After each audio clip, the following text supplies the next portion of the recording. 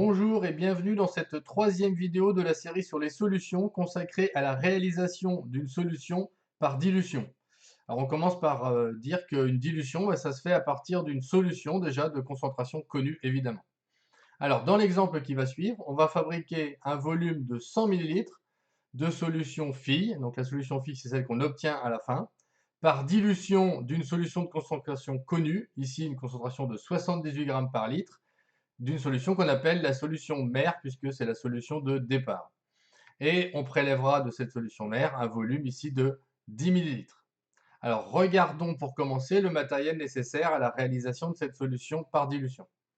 Alors pour ce, on aura besoin évidemment d'une fiole jaugée, d'un bécher, d'une pipette jaugée évidemment donc de 10 millilitres qui servira à faire le prélèvement, on voit ici les jauges, deux poires à pipeter qui vont nous permettre d'aspirer le liquide, et évidemment d'eau distillée et de la solution de départ. Alors, maintenant, on va regarder le protocole à suivre pour réaliser ces solutions. Alors, ici, dans l'ordre évidemment, mais les deux premières étapes, elles peuvent être inversées, il n'y a pas d'ordre préférentiel. Alors, ces deux étapes, elles correspondent dans un premier temps, comme pour la dissolution, au rinçage de la fiole jaugée avec de l'eau distillée. Donc, on met un tout petit peu d'eau, on agite bien et on vide. C'est pas grave s'il en reste un peu puisqu'on va en mettre encore à la fin. Deuxième étape, qu'on peut en faire en premier. Donc, on va prendre cette fois-ci un petit peu de solution mère et on va rincer la pipette que l'on va utiliser pour prélever. Alors, comme on va prélever cette solution mère, eh bien, on rince avec cette solution mère. On en utilise très peu, on en aspire un tout petit peu. On va la faire voyager légèrement dans toute la pipette pour bien nettoyer.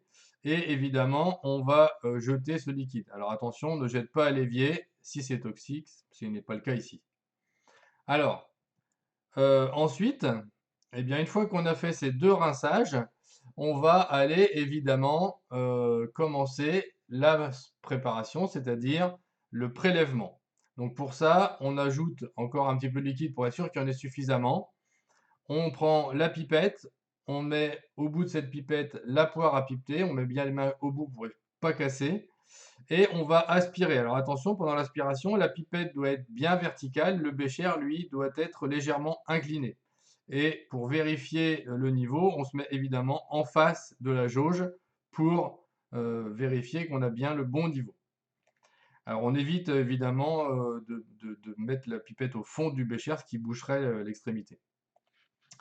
Alors une fois qu'on a fait ça, eh bien on va aller... alors oui, petite précision, effectivement, il existe des pipettes à un trait et des pipettes à deux traits. On va faire attention pour vider le contenu. Soit on vide entièrement si c'est un trait, soit on vide jusqu'au deuxième trait du bas si c'est à un trait. Donc ici, on a une pipette à deux traits.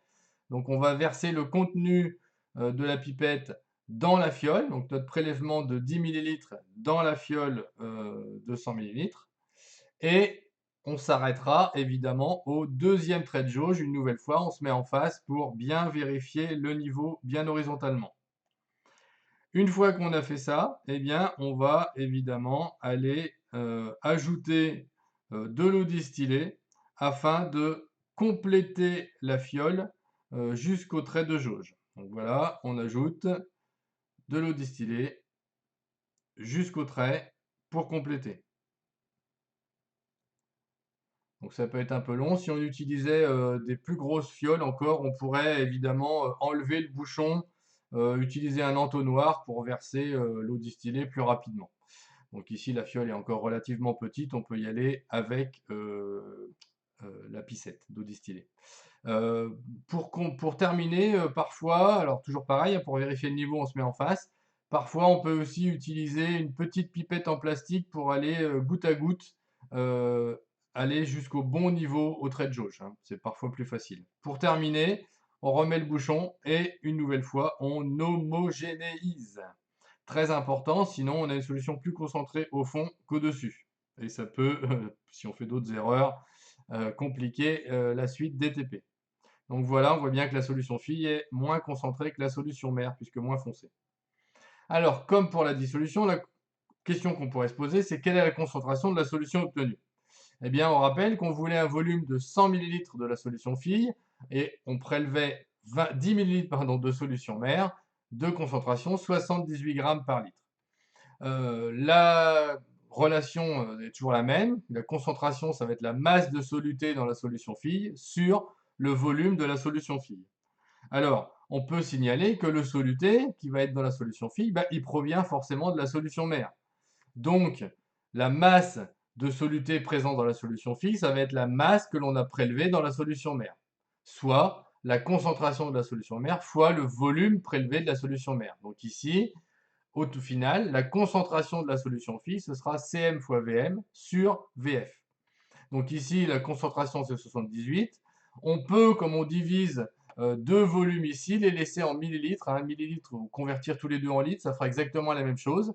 Donc 10 millilitres de prélèvement sur 100 millilitres au final. Évidemment, on obtient une concentration moins élevée. Ici, divisé par 10. On dit aussi qu'on a dilué 10 fois. Donc 7,8 grammes par litre. Voilà, c'est tout pour cette vidéo. Je vous remercie. Au revoir.